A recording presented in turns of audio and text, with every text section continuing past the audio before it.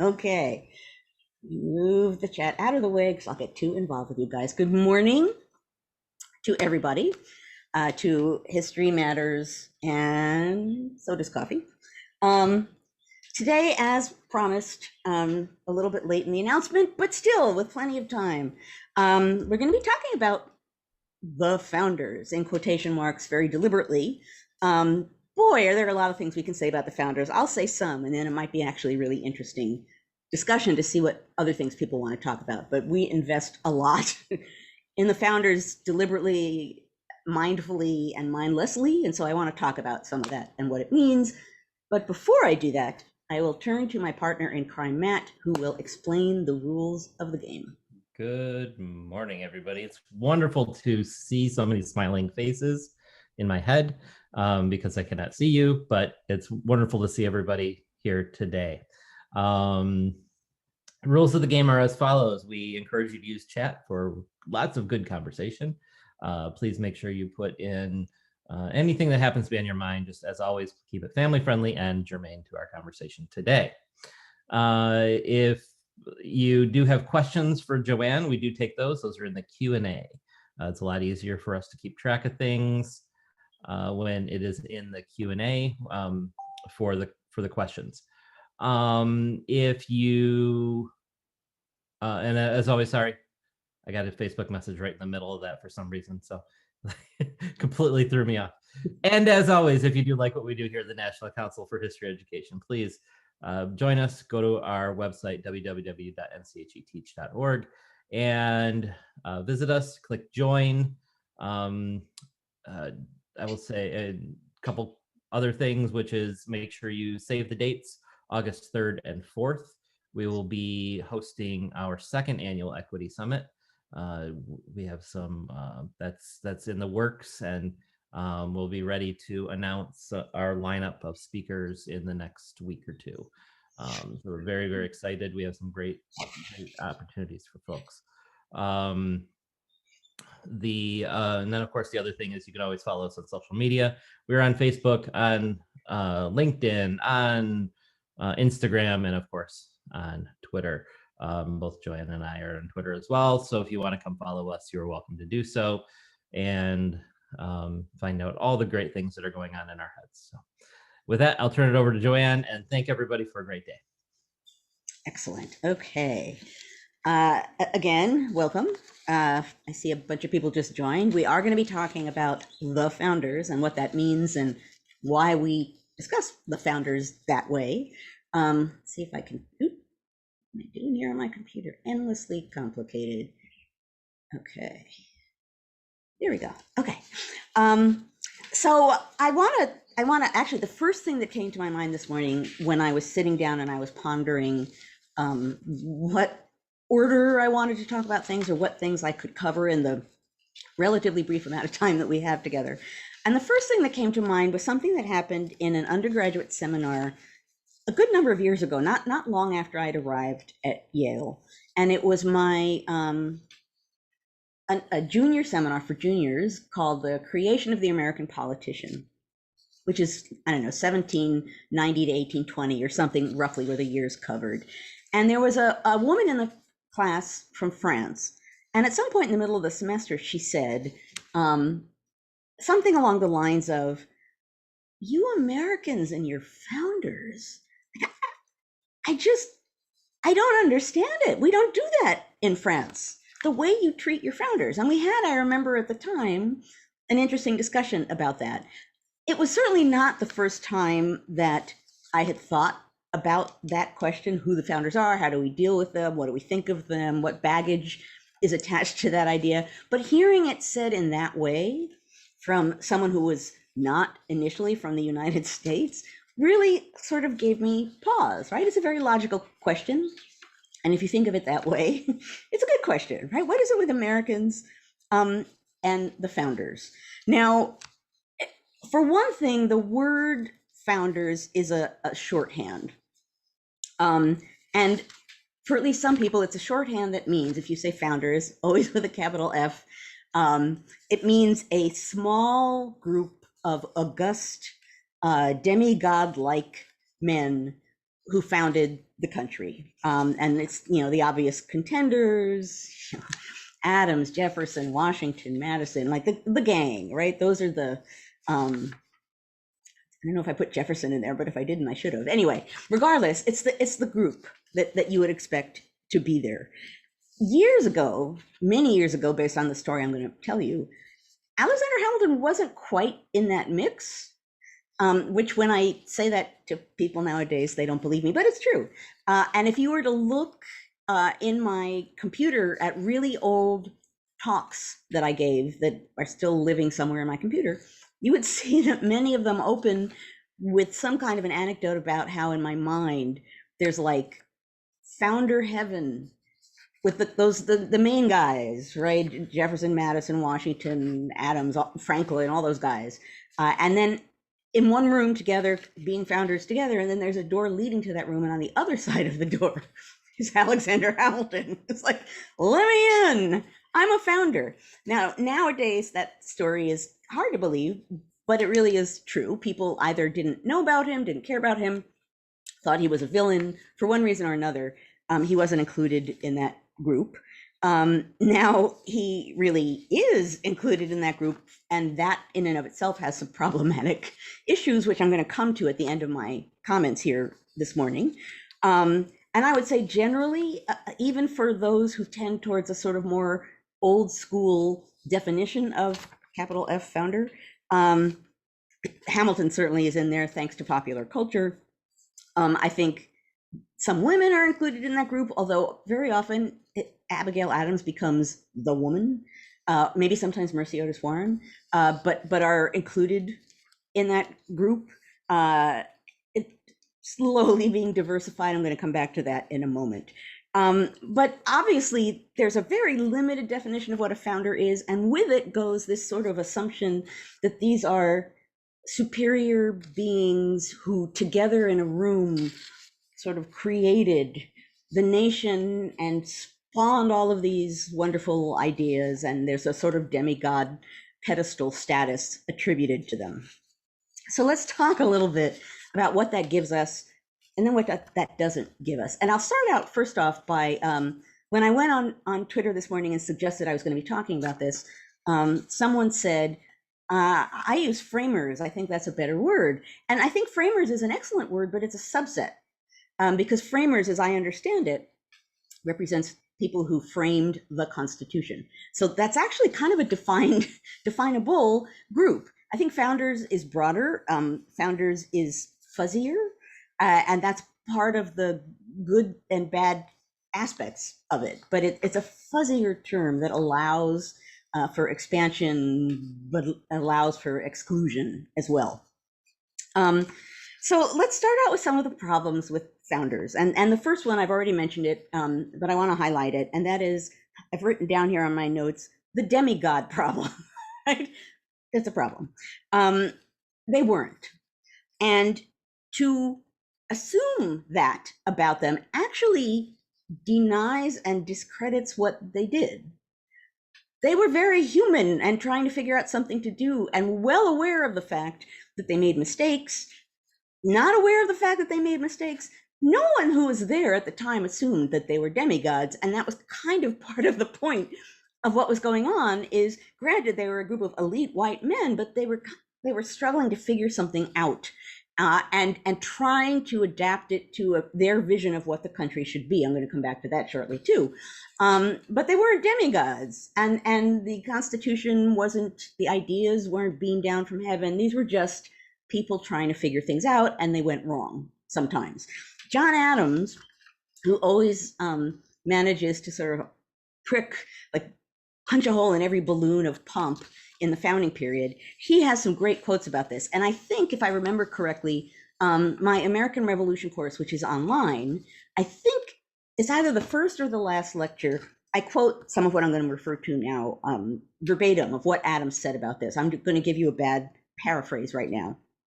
But Adams, basically in his old age, the founders, these folk who lived into great old age were constantly being contacted by people who just wanted to know, like, tell us about the Declaration and creating the Declaration. Tell us about creating the Constitution, everyone had questions, and very often these people, the founders, felt compelled to answer. It was, in some cases, just random Americans who wanted answers. Jefferson, actually, I'm going to give you a Jefferson quote that you will be able to use more than you think you might be able to. Jefferson, at one point in his old age in retirement, was complaining to someone, it might even be Adams, about the fact that he was constantly getting letters from total strangers who wanted him to discuss something about the founding period. And he felt compelled to answer because of the role that he had played. But it took hours every day. And in one letter where he's complaining about this, it has this sentence in it. This is a direct quote. Quote, "Is this life?" I mean, come on, folks. That's Thomas Jefferson, really irritated that he's spending hours every day answering random strangers about the founding. Is this life? I forget that quote from time to time. It just came to mind talking to you. It's so handy. But at any rate, Adams said, we weren't demigods. We weren't perfect. We actually really didn't know what we were doing, and some of us didn't like what we were doing. And there's one letter in which he describes sitting in the Second Continental Congress and watching people get up to sign the Declaration. And he says, this is a bad paraphrase, something like, I saw people's facial expressions when they signed that document. And I know and saw a good number of people who were not thrilled with signing that document. So no, we weren't a bunch of sort of glorious demigods who did everything, that you assume we did with sort of greatness, thinking of posterity. People were of mixed minds. And then he says another letter in which he says, we weren't demigods, we made mistakes. We made mistakes in 1774, 1775, 1776. He keeps going. It's like to make a point, right? We always made mistakes. So he's saying over and over and over again, you actually can't understand what we did if you think we're some sort of perfect demigod beings. That's not what it was about. It was about figuring something out, and we didn't necessarily get it all right, right? So first off, the demigod problem is a big problem. Now, that said, a lot of the sort of elite cluster of founder folk that most people think are founder folk, they assumed that they were founders in a kind of Plutarch sense of the word. They were educated as, young gentlemen. They read Plutarch's Lives of the Great Ancient Greeks and Romans. One of the lessons that those volumes taught was that the greatest thing you could do for humankind was to found a country. So it's a generation of people trained to believe this was the peak accomplishment, the peak achievement you could have, not something most people get to do. And so what you see as the American experiment begins to launch is a bunch of people saying, oh, we're having that moment. We can do that. Like, look at us.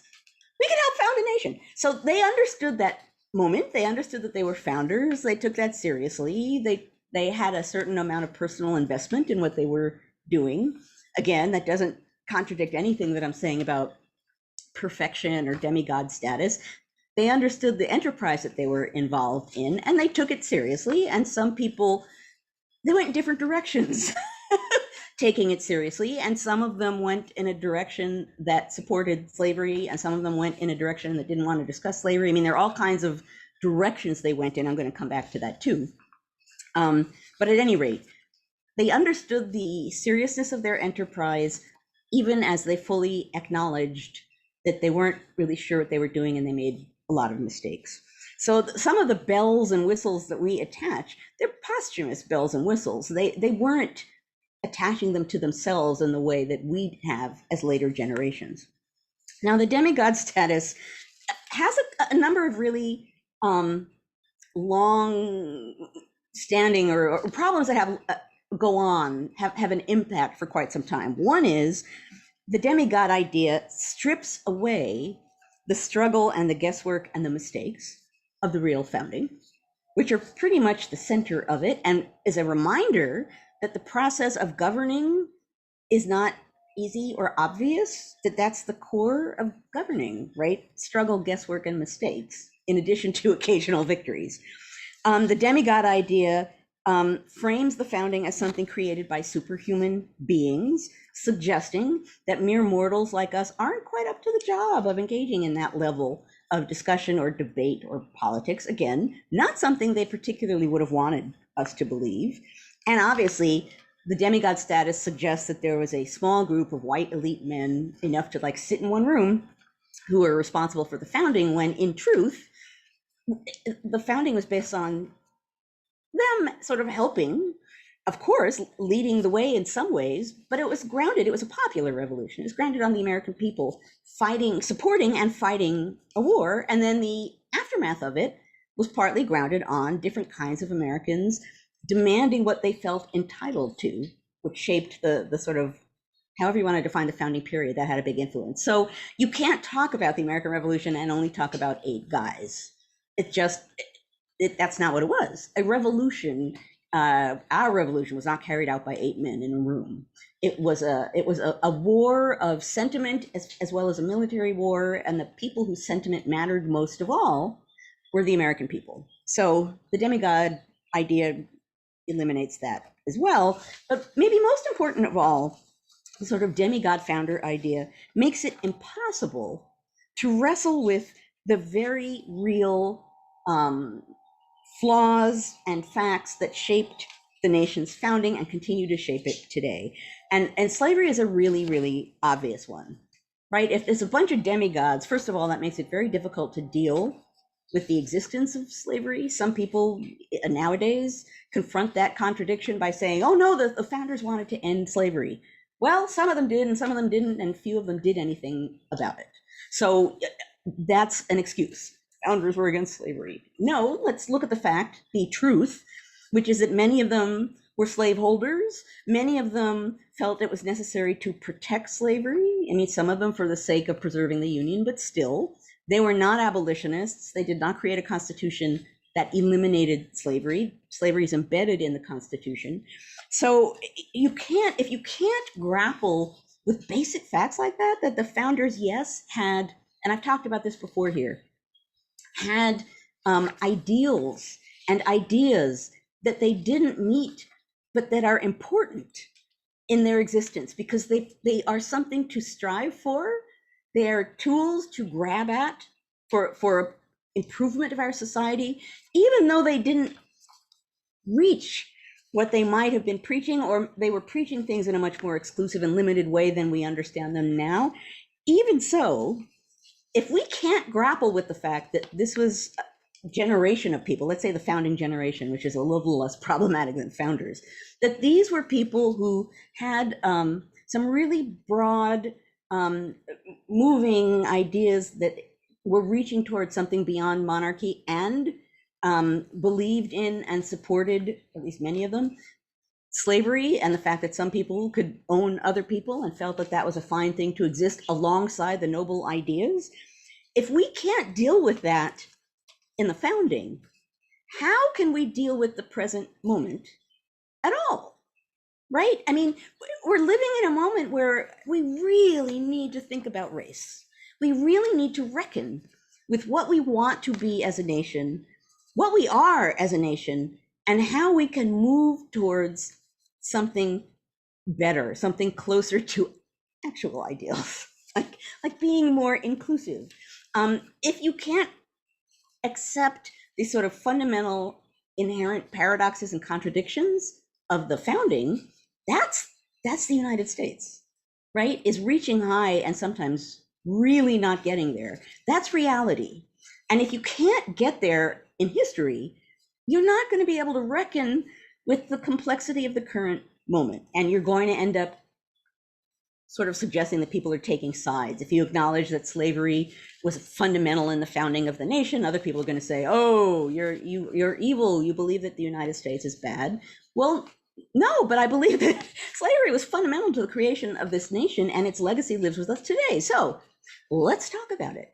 So were ideals about not subjecting one to monarchical rule, and that the people, defined in a variety of different ways, but still the people had a right to greater empowerment in government, right? That's a great lofty idea, existing alongside the fact that some of these founders owned slaves.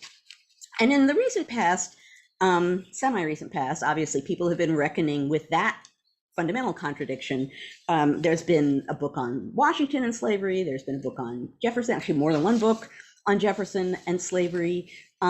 People are actually, or scholars are beginning to reckon with that fact and reckoning with it in a way that, among other things, is saying, here's actually how that worked where they live. Here's what they actually did. Let's look at the ground level reality of it and then step back and think about what that suggests.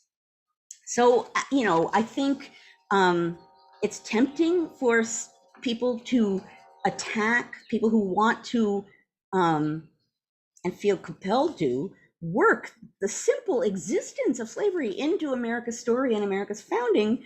But if we can't do that with the past, we are doomed to not get any place better in the present. Which brings us to what I mentioned a moment ago, ideas and ideals and realities. And I've said this before, and I hinted at it a moment ago, ideas and ideals in the founding mean something. And I'm not sitting here and saying slavery existed, so we can't think about goals and ideas that weren't fully formed, that weren't met, that they didn't meet, that they suggested but never did anything to fulfill. The fact that those ideas and ideals were there matters. The fact that they were not met really matters, but their existence matters, and they are part of a broader heritage of ideas and realities and ugliness and goals that add up to the complexity of the current moment, the complexity of the past moment. So I don't think that in reckoning with the actual ugly realities of the time, I don't think that means that necessarily you need to throw over some of the ideals because very clearly they weren't met. I think those facts can exist at the same time, and they need to, because we need to reckon with the fact that we still aren't really completely meeting some of those ideals. Now, an example of the sort of interesting moment we're in as far as reckoning with the founders and what does it mean and what do we do with it, not surprising, has to do with Hamilton. Just looking at the clock there because I forgot to put my clock in front of me. Has to do with Hamilton. So Hamilton, for a while, as I said, wasn't a founder. Then he became a founder, but he's kind of a fuzzy founder. There's less known about him in some ways, or there has been in the past. His origins were a little fuzzier. People had written less about him, and thus he becomes, among other things, in popular culture, an abolitionist. And honestly, that's partly because people really want an abolitionist founder. They really want to be able to champion an abolitionist founder and kind of save the founders in the process. Hamilton was not an abolitionist. He didn't want to just abolish instantly slavery. He was anti-slavery, but that was not a main mission of his life. He belonged to the New York Manumission Society, and he supported and worked on education for the free Black population of New York. That said, you read the 27 volumes of his papers and you can see the things that were big missions for him. This is not one of them. He doesn't talk about it much. There's a handful of mentions of slavery, maybe in all of those volumes. So abolitionists, people needed him to be that person. And what's interesting about that is when that idea first came out, which I think was mostly linked with Ron Chernow's biography, every time I stepped forward working for projects or with other, in popular sort of history projects and said, Hamilton wasn't really an abolitionist, people would get really angry.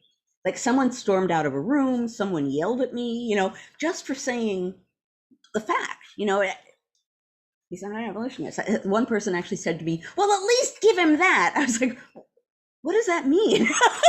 At least give him that. Like I'm somehow personally attacking Hamilton by saying, no, historically speaking, he wasn't an abolitionist. Anyway, already that's complicated by our needs of the founders versus what Hamilton himself was or wasn't.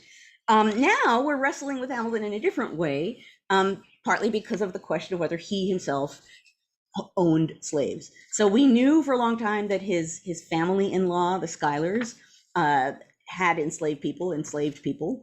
That's not a new fact. Did Hamilton and his family? I actually don't know the answer to that. And I realized that there was an article published about it, and I have not had the time to go and investigate and read things to the degree that I would need to do to have a conclusion. But the fact that that raised the stink it raised, which is partly because of Hamilton and popular culture, again, it shows us wrestling with what we are, what we think we are, what we want to be, and what we think of others who tell us that we haven't gotten there yet. Right? It's a bunch of stuff jumbled together that has a lot to do with our identity as Americans. It makes sense that it's a charged topic. And the idea of the founders touches directly on that hot button, that third rail of history. That's the precise reason why we need to interrogate it and get beyond this idea of demigod founders on pedestals. So, generally speaking, I'm going to stop in a moment here so that we can open up the discussion. Generally speaking, I will say that I still sometimes use the word founders because we've been using it for so long. It's habit. When I'm thinking about what I'm saying, I tend to use founding generation because that's factual. The founding generation of people, they were the people at the time involved in the founding of the nation. If you want to talk about the people, the small group of elite people, and you want to call them the founders, I think you just need to explain what you mean. And by that you mean the people who had the highest positions of government at the time and were responsible for putting it in action or framing the government. So it's an idea with baggage. It's an idea that warps our history. But I think most important of all right now, our inability to reckon with flawed founders is representative of our inability to reckon with where we are and what we are and how we can work together to get someplace better. So we need to, so in a way, I guess what I'm saying is a big, broad historian kind of statement. Our battle to understand how the founders could be demigods and human at the same time, and how you can be in favor of equality and then enslave people. That's the American drama. That's the American paradox. That's the contradiction at the heart of who we are. And we need to think about it and reckon with it in just a straightforward kind of a way, together, using history, because history matters. Okay, I'm going to stop there. I'm going to open chat because I know I can see things scrolling along here. Carol, you said mug, and I was about to say before I opened up chat, mug. Okay, this will not be a surprising mug at all. I don't, and I think I might have used it once, but I haven't used it in a long time. And this shows how much I trust you guys.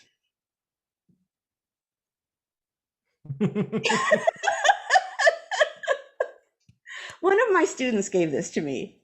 In my previous life, I was Alexander Hamilton, which I don't believe, but I love the fact that this mug exists.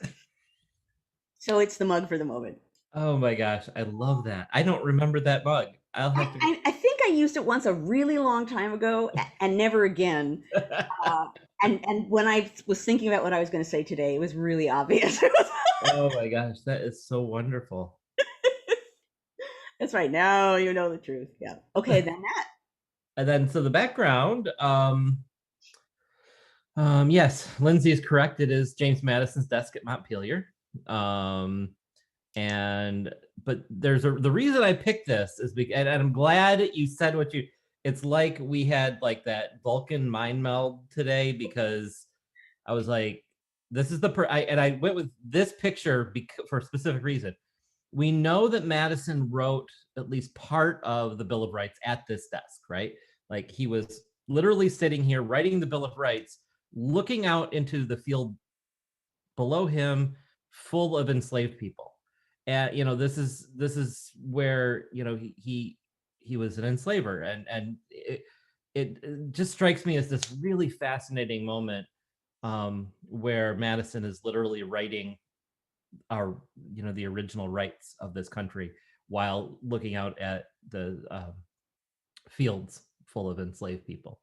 And then I just also want to mention, in terms of Montpelier, Hassan Jeffries, who is a friend of NCHE and has done a lot of great things for us. If you ever watch his TED Talk, one of the things that he talks about is when he went to Montpelier, they had him feel the bricks in the basement, and you could feel these little grooves in the bricks, and those were the fingerprints of the children who made the bricks for Montpelier, the enslaved children who made the bricks. And so it's just this very powerful, physical, tangible thing for exactly what you're talking about, Joanne. That until we reckon with that contradiction, that problem,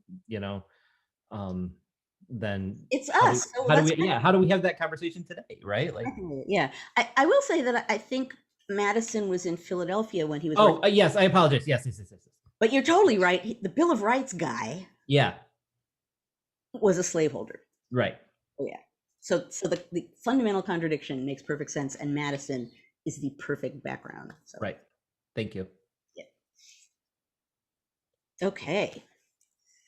So let us open things up. I was trying to anticipate what kinds of questions we would get, and we have 7 questions so far.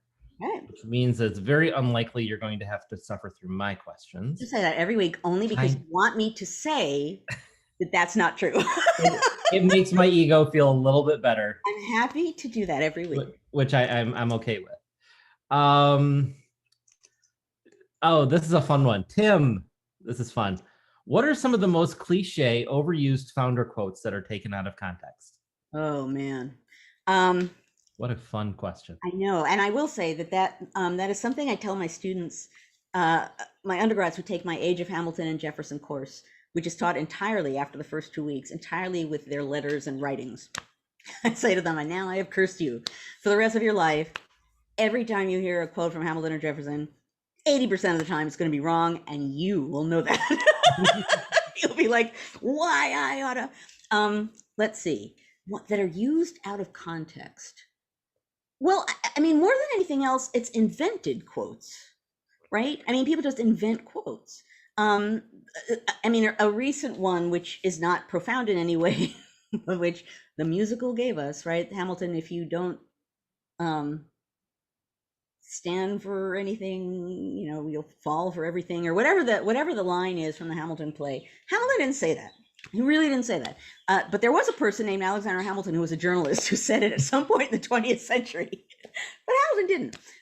There are a lot of things that people want founders to have said, in the same way that people really, really want Hamilton to be an abolitionist because of a need. I mean, honestly, if you can connect what you're thinking with a founder, for all of the reasons I just talked about, it's kind of like bingo all by itself, right? If you can convincingly say, well, as so-and-so said, in a convincing way, well, then you kind of win. And thus people making things up all the time. And on Twitter all the time, I actually get people saying, did Hamilton really say this? And very often, the one I've gotten asked more than once, and people have been really sad that it's not true. And I'm not going to quote it exactly. I bet you could find it. But it's something along the lines of Hamilton wanting to, like, break a chair over Jefferson's head or something like that. I mean, it's like, what I really want to do, or I can't even remember. It's like there are some 800,000 words in the English language and whatever. There's some quote that is totally not Hamilton, and if you read it, it's not even 18th century, right? It's not like I can say, sounds to me like Gouverneur. It's like, no, it's just not the 18th century. So I can't think of a specific one. There are the same ones that are cited all the time about Hamilton Jefferson and the Tree of Liberty with the blood of tyrants, right? There are a lot of Revolution quotes that Jefferson said that, depending on your politics, are handy to use. Along with that fact goes the fact that Jefferson's friends said that Jefferson tended to talk large, meaning, he spoke in this large sprinkling kind of a way, not necessarily meaning things to be taken in the way that some people take them today. So I wish I had like a spiffy, like the number one most misused quote. The fact of the matter is the vast majority of quoting is either stuff that's made up or stuff that they actually said totally out of context. And almost sometimes construed to mean the opposite of what they actually mean. And sometimes I do take to Twitter and I'm like, don't And particularly given where we are now, Hamilton promoting democracy, that's a problem. I mean, he had serious issues. So if you're trying to get our favorite founder to be an abolitionist who's a big fan of democracy, you got a problem because he's not that guy. Doesn't mean he's not worth studying, doesn't mean some of what he was doing had value, to get back to the larger point I made. But he was an extremist in a lot of ways, and that's who he was, and that was, part of the thread of beliefs and ideas that started us off. I saw Marty mentioned the "I cannot tell a lie" from George Washington, right? Like, Which comes from Parson Weems in the early 19th century. Yeah, Yeah. that was from a really early moralistic biography of Washington, with the making up the whole thing with the cherry tree story and "I cannot tell a lie." Yeah, that was totally invented, and it was at a time when biographies teaching moral lessons was just assumed to be a thing, and Parson Weems was like the master of that. Yeah, I'm a big fan of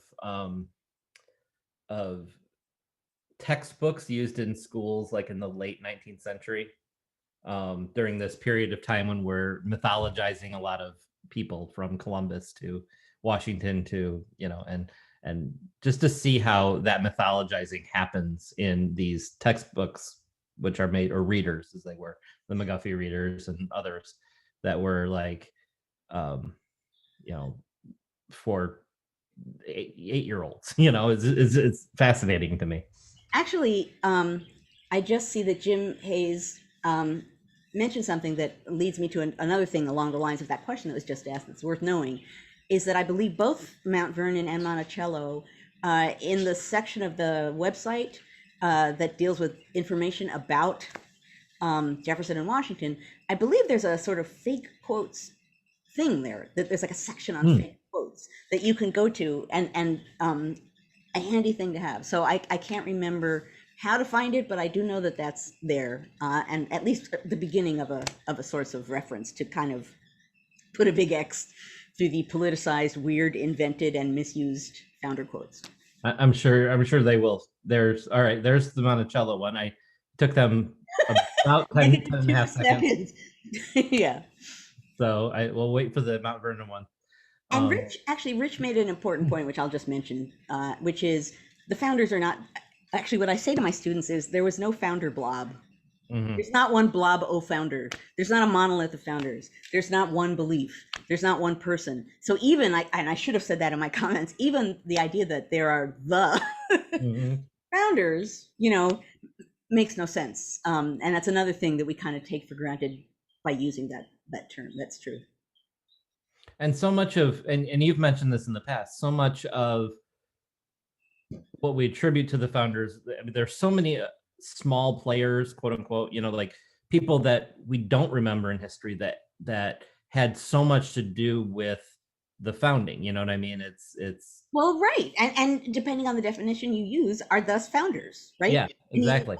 I jokingly say to my undergrads that the way we're often taught to think about history, which is actually related to the idea of the founders, is that there are major leaguers and minor leaguers. There's only a small number of major leaguers, but everybody else we sort of put in the minor leagues, right? That's where so many people fall who don't necessarily belong in the minors, right? They've been with the pro team for forever. We don't put them there. So yeah, it's totally true that we sort of arbitrarily rank people depending on how we do or don't value what they did or thought.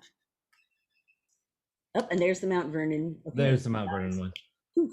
Excellent.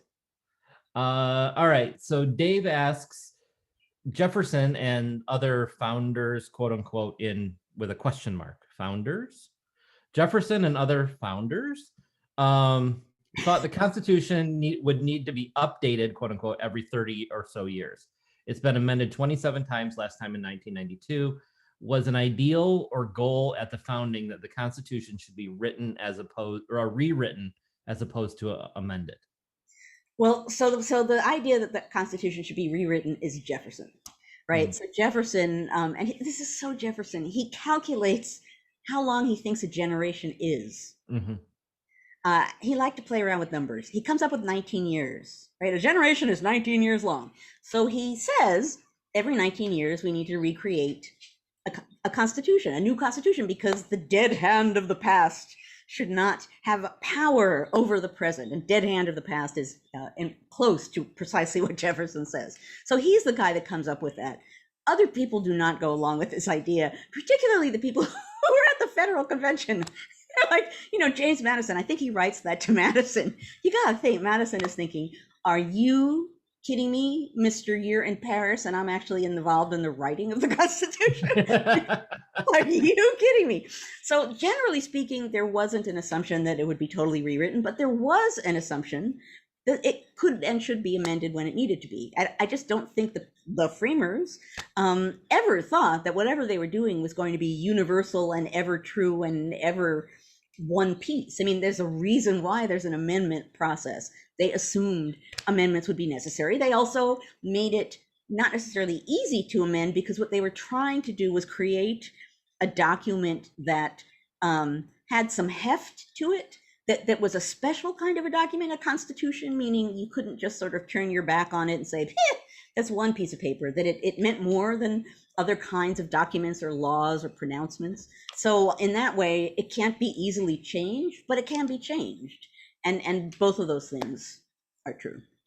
And that's actually one of the things that Hamilton, among others, was concerned about, is he's constantly worried about the fact that why would anyone value the Constitution? It's like a thing that a bunch of people wrote in a room 5 years ago, right? Why would people say like, we must abide by the Constitution? He was constantly worried about the fact that there's no reason why people would do that. And it's part of why he sometimes had such an extreme response to challenges to the Constitution. He was like, well, I mean, if this is going to happen at this early point, we gotta like bang, bring out the military because we have to defend the Constitution. Now, bring out the military is often an extreme way of thinking about things, but he was thinking about the fact that the government and the Constitution did not necessarily have a lot of heft supporting it. Miranda, so let's turn our attention back to race for a moment, or probably 15 minutes or so, since that was a big part of what we talked about today. Miranda asks, who do you feel is responsible for the 3/5 compromise, the North or the South? When people talk about the only counting slaves as 3/5 a person, but it was a Northern proposal by the founders. So is it like how do we reckon with the 3/5 compromise? I think Which is a really good question. And at some point, Jefferson is irked at the fact that slavery and that compromise gets pinned on the South when the North was involved in it as well. Mm-hmm. And there's a lot of misunderstandings attached to that. And I in the semi-recent past was like trying desperately and to a remarkable extent to explain to people why that wasn't a way of ending slavery. That people were really committed to the idea that the 3/5 compromise is a way to end slavery. And look, right in the Constitution, they tried to end slavery. No. What the 3/5 compromise did was, so they're worried about representation, right? How do you count representation? And the Southerners basically said, well, we're going to count enslaved people as part of our representation, which obviously would give the South hugely inflated population numbers, grounding a lot of that number on people who they didn't consider to be people and who they treated like property. So the 3/5 compromise essentially represents, we will allow 3/5 of your enslaved populations to count when we're figuring out population and assigning representatives. Now, people arguing that somehow was a way of ending slavery. No, it was actually, yes, the South didn't get 5/5, they got only 3. But that 3/5 still gave the South a huge advantage in representative numbers. There's a reason why the South dominated the national government for many decades, and it's partly at its heart that compromise, which gave them extra bonus power and allowed them to dominate, to have people in high positions, to really keep their finger on the process of government and protect slavery to an extreme degree. So the 3/5 compromise, number one, did not somehow hurt slavery at all. It gave the South a benefit and enabled them to protect it. And I would say, it was the kind of compromise that that generation of people often made, which boils down to, yeah, I know the whole slavery thing, but let's worry about the union. And on the one hand, you could say, okay, well, with no union, nothing else really matters. On the other hand, I don't think it's a, I was gonna say black and white. I think there's a spectrum of ways you can think about this and talk about this. And I don't think that it's either ignore the problem or, immerse yourself in the problem. I think there are other things, other ways of grappling with this that could have happened. But the important part of this is the Three-Fifths Compromise gave the South added power and enabled them to dominate the government in a big way. And part of what I say in my most recent book, In the Field of Blood, is that the South had a cultural advantage in Congress because they were armed and they were willing to duel and fight, and they used that to intimidate and silence Northerners. So they had an advantage of numbers in Congress, and they had a cultural advantage in Congress too. So there were all kinds of ways in which people defending slavery had advantages, and people who didn't want to defend slavery just held back. So you beat me to the question because I was going to ask you, could you talk about the Three-Fifths Compromise in the 1850s and during the Field of Blood that you were? Actually, before we go on to that, I do want to say Alyssa's right on topic. Alyssa is correct that it gave an advantage to the South. She's also correct the South would have had an even bigger advantage if it was 5/5 and not 3/5, but still, it's not an anti-slavery measure. Right. Okay. Yeah, and it's important to recognize that, right? Like, well, yeah. Otherwise, you get the founders were anti-slavery, and they very much were not. So I just want to extend this idea of the Three-Fifths Compromise. What vestiges do you see, whether it be cultural, political, economic? What are the vestiges of the Three-Fifths Compromise that you see today? Wow. Really easy. I know, really easy question. Yeah. I'm gonna answer that in a broad way, and it'll touch on something I mentioned last week. Critical race theory. Mm-hmm. Okay, what I said last week is, well, for one thing, no one ever thinks about what it actually means, right? It's become a shorthand buzzword. The fundamental understanding of critical race theory is that our systems of governance and institutional structures, and particularly the law, has within it things that disadvantage people of color. It's just part of the system, right? And that idea, if you want to talk about the Three-Fifths Compromise, right, you go all the way back and say, well, look at that. Like, mm-hmm. Enslaved people are being treated like, yes, a person, no, not a person, that even that fundamental, seemingly simple fact can't be grappled with. So, the idea that there are things engrafted in and planted in our foundations as a nation that have long legacies, I don't think that's a controversial thing to say. I think that's just true.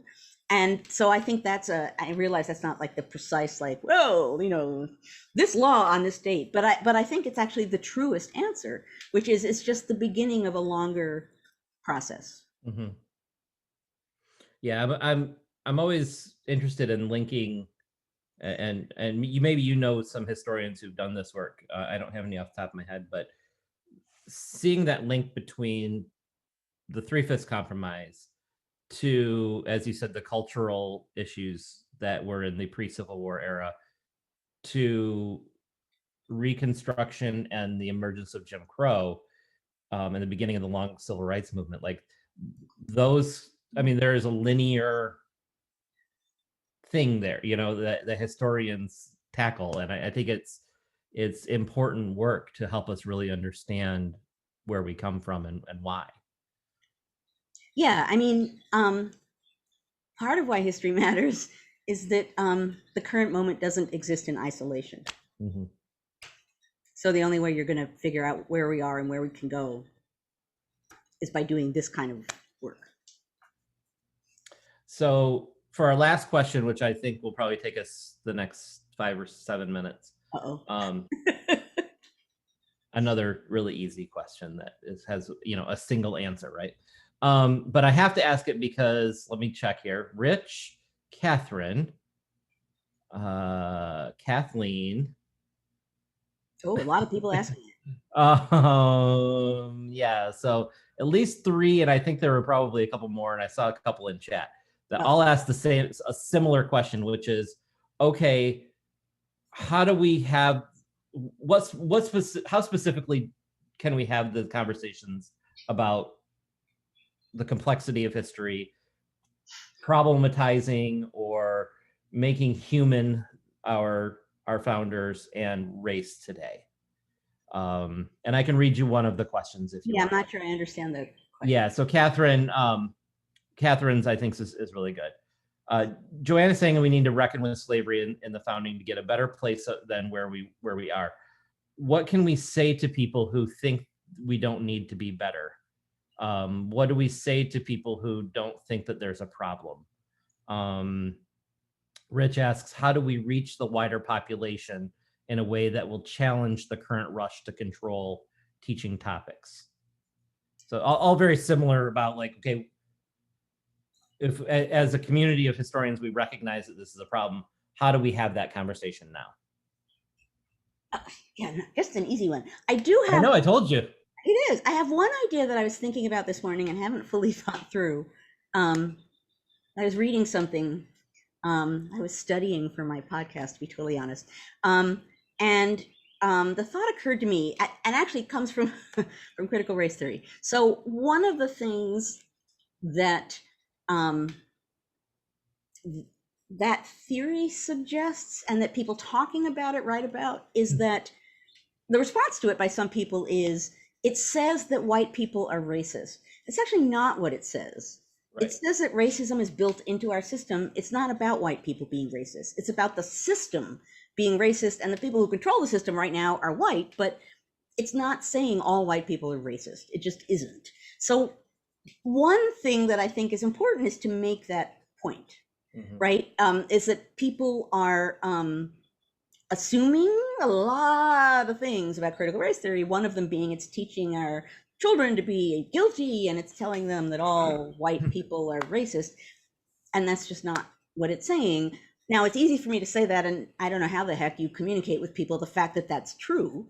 That is what this theory says, and that people aren't necessarily saying that, every white person is teaching other white people, racism. On the other hand, you can say in a general kind of a way, racism is kind of built into who we are. I think if you can manage to have that conversation and do it in a broad structural way and not in a small personal way, I think that's helpful. I think, to me, I don't know how you can look at things that are very obvious today, policing, just episodes of policing with people of color getting pulled over more, getting killed more. I mean, all of the things that are really obvious and that we see footage of. There will always be people who resist the implications of that, but at least it's worth saying to people, you see that. What does that suggest to you? What does that suggest to you? Like, would you agree? Like, if I come to you with a figure and say, X percentage of people who are arrested for whatever are Black, and yet X percentage of people who do that crime are actually white. What does that mean to you? It might be worth, again, talking on a structural level as opposed to a white-Black level, saying the system, can we talk about the system and how the system is not treating people of color fairly? Maybe that's an opening to start a conversation. I wish I had a brilliant answer to this, and I don't, but it feels to me that that's a way, a non-confrontational way to make a confrontational point. And I think that's kind of what we have to think about, to communicate with people who are willing to be communicated with, because some people, no matter what you say, are not. Yeah, I mean, I've been teaching this stuff for a long time, and one of the things I always find is whether it's, a classic piece by like Peggy McClintock's "The Invisible Knapsack of White Privilege," or Lisa Delpit's "Other People's Children," or what, when students especially encounter these ideas for the first time, there tend to be these visceral reactions because you personalize this idea that I am, unintentionally being racist. And Which what can be true. It's just you don't have to yes, start there. yes, yes, That's all, exactly, exactly. Um, yeah, and so I want to give a shout out to my colleague, um, Chris Martell, and his colleague who I have not worked yet with, and I'm blanking on the name. Just published a book called Teaching History with Justice. I'll get the exact title for you, but someone will come up with it in negative. Somebody will come up with it, but it's a terrific book that is in a box like right here. But it has this lovely model for approaching issues of race and justice. There it is. Thank you. Teaching History for Justice, Centering Activism and Students' Study of the Past is a really nice model for all you teachers out there who might want to start to engage your students in these critical questions. So we are at 10:59. Do you have time for one quick one? Sure. Okay. If it's really sure, why not? Melissa, because Melissa always asks great questions, and for some reason I feel like I don't relay them enough. So I do want to get hers in. Would there likely have been less violence in Congress without the 3/5 compromise, in your opinion? No, there still would have been violence in Congress. Yeah, I mean, no matter how many Southerners were there, which is what the 3/5 compromise affected, there were a group of armed people, very willing to duel, living in a society grounded on violence and suppressing people, and interacting with Northerners who certainly are violent, but not in a one-to-one kind of a way. There were the North riots, and the South is involved in man-to-man violence. So yeah, there definitely would have been violence, regardless of how many Southerners were there. It just made it easier for them because there were more Southerners there. So, yeah. Well, that's a good place to end. We are at 11 o'clock, so I will say my goodbyes and thank everybody for your conversation today. These are hard topics, and I really appreciate, Joanne, that you are tackling them head on. I think it's important for us to be able to have these conversations, and I can't thank you enough for your conversation. Your conversation today. So well, I say it every week that it's important for us to be able to have this kind of discourse at this moment, when there's so much at stake and so much that needs to be talked about, and so much sort of general misunderstanding about what democracy is and what needs to be protected, and also so many questions about how we can confront questions of race. So if there's anywhere where we can do that, this is a place where we can do that, right? Because we are a community at this point, and we should be able to talk about difficult questions and ask each other questions, because no one's going to get the answers right all the time. Anyway, so I'm glad that we could have that kind of discussion.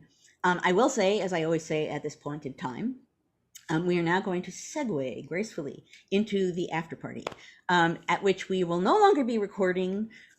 It'll be a less formal conversation. It'll go wherever the heck the conversation goes. You are all welcome to join. If you are on Facebook, watching on Facebook, you need to leave Facebook and enter through the website, NCHE teach.org/conversations, the normal link that would bring you here from online. You just have to go there and click in, and you will then be part of the after party. For those of you who will not stick around for the after party, in line with what Matt just said, thank you always for coming and being part of this, for being part of this conversation, for proving that we can have this kind of a conversation, and for keeping it going for over a year. And I will silence myself there, and we can segue into the after party. See you guys who are not going to stick around. See you guys next week. thanks, everybody.